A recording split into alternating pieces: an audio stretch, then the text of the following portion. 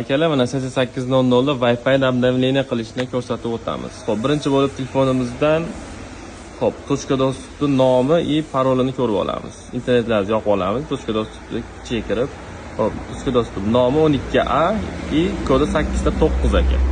Xo'p, bu bo'ldi. Endi radarni o'zidan ko'rib olamiz. Настройки. Dasturga kiramiz. Wi-Fi login. Wi-Fi login nomi to'g'ri 12A. Wi-Fi parol. Paroli 809. Xo'p, bu ham to'g'ri. Endi orqaga Wi-Fi qaytamiz. login. Wi-Fi Qayra Wi-Fi обновление. обновление degan joyga kelib, oldingi bu knopkasini 15 farqli bitta bosamiz. Wi-Fi'da oqtarishni boshladi. Xo'p, mana akalar topdi. Wi-Fi'ni topdi. Ketdi birinchi bo'lib bazani. Bazani tushirib bo'ldi mana akalar. Okey. Keyingisi bu bunaqalarni yangilayapti, versiyalarni ham. Erdi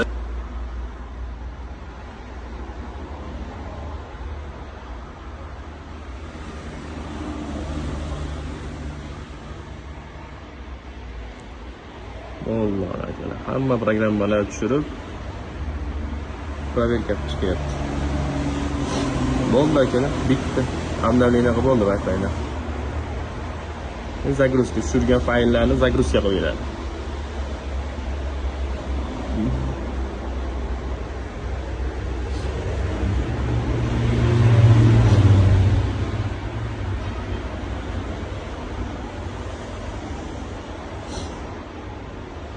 Обновление завершено. Bo'ldi mana akalar, обновление qilib bo'ldi. Bitta radar yonib o'chadi endi. O'chib yonadi. Bo'ldi mana. Спутники найдены. Настройки. Wi-Fi Gold автопрямульт. Язык. Сброс. Версия GPS. Версия PO. Eng zo'r versiya mana shu.